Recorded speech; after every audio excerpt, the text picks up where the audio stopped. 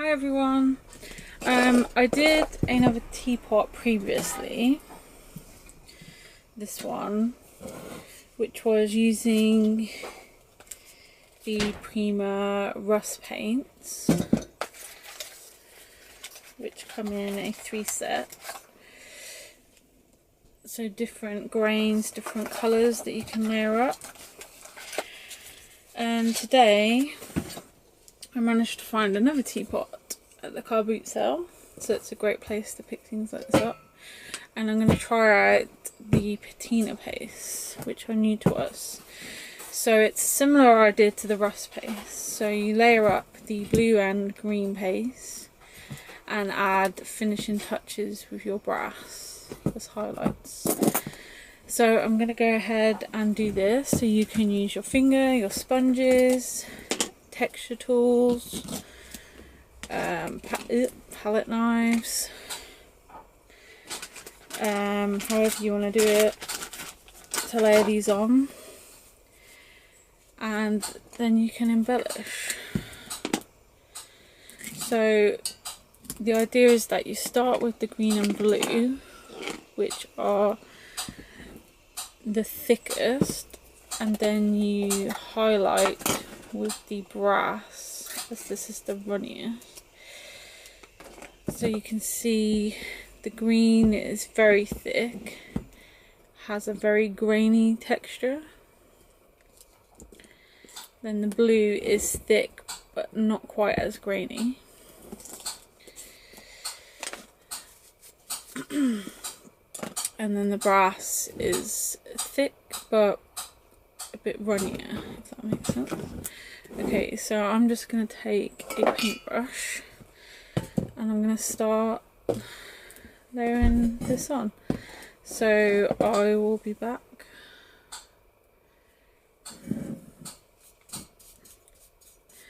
I've decided not to gesso this one first this time, because I think I quite like the brass to show through a bit.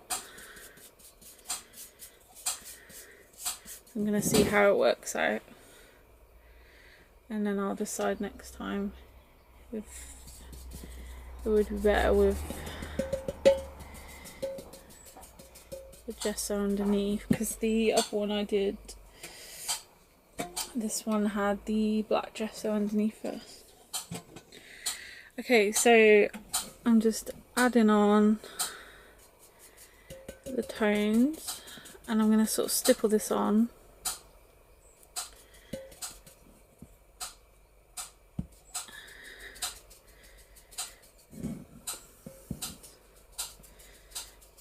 Create this texture so you can see. So I'm going to carry on and I'll come back and show you how it's turned out.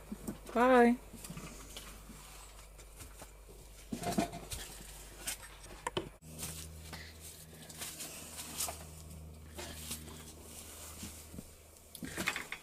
Okay, so I layered up the blue and the mint green pastes, and this is how it's looking so far.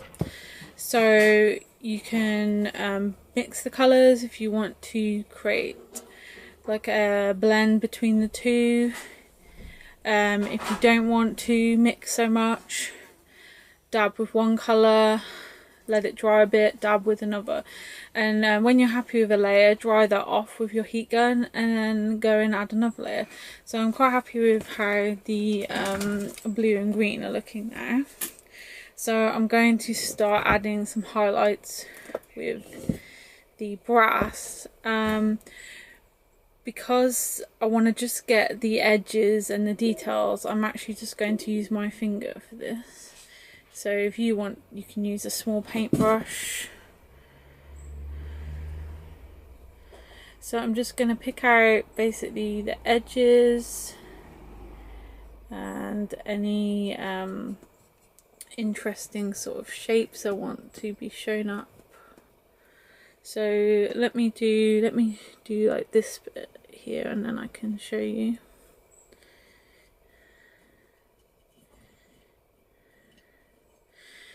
So see how that's highlighting that line. So I'm going to carry on with the brass and draw it off, and I'll come back again and then we'll look at some decorations. Okay, see you soon.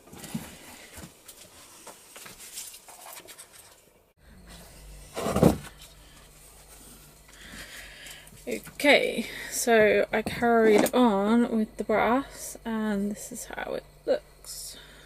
So really loving that. So you can see how different it is to the rust paste.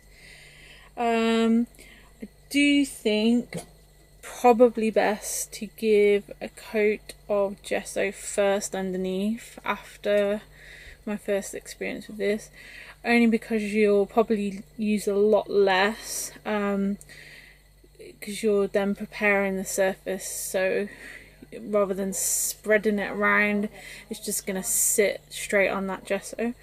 So it's looking really good. So what I've done now, I've pulled out various metal embellishments, and I've got some flowers. These are some of our I Am Roses ones in various colours that I thought will go really well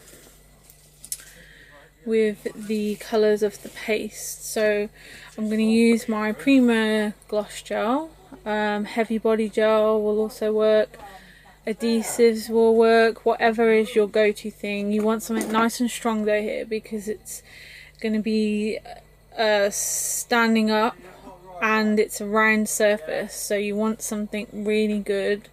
The good thing with these metal embellishments, they're bendy, so you can bend them to fit. So I'm going to go ahead and embellish this, and then I'll come back and show you how it looks. See you soon.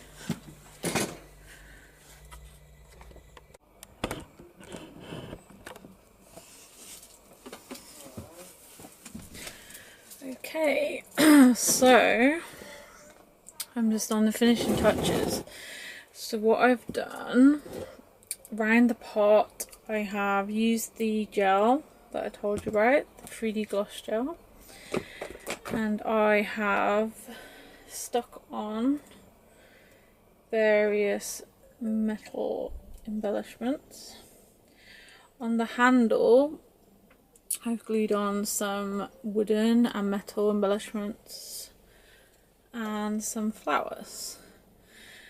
I've added some glitter paste. This is a Bow Bunny one, gold, to these wooden bits at the top and little sections of the teapot. I'm just going to finish off now with some of the antique Brilliance waxes from Prima. So I've got this nice green here, so I'm just going to add touches just to give another bit of colour, and I may just go in.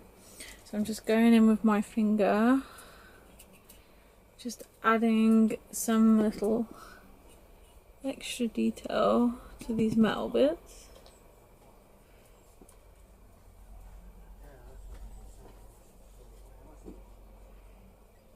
Just to give a bit more interest further.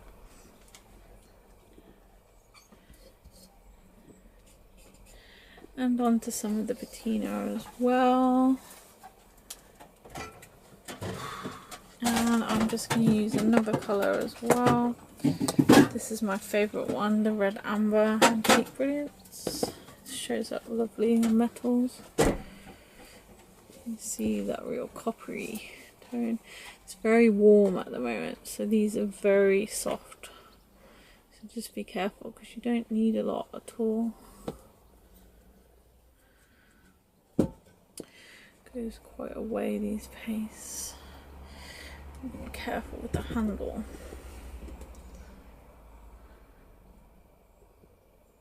Can't see anymore.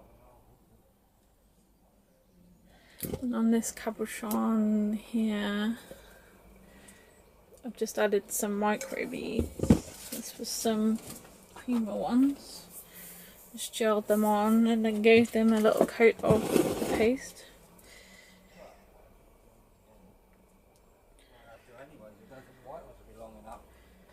And I'm just going to add touches of that around the teapot as well.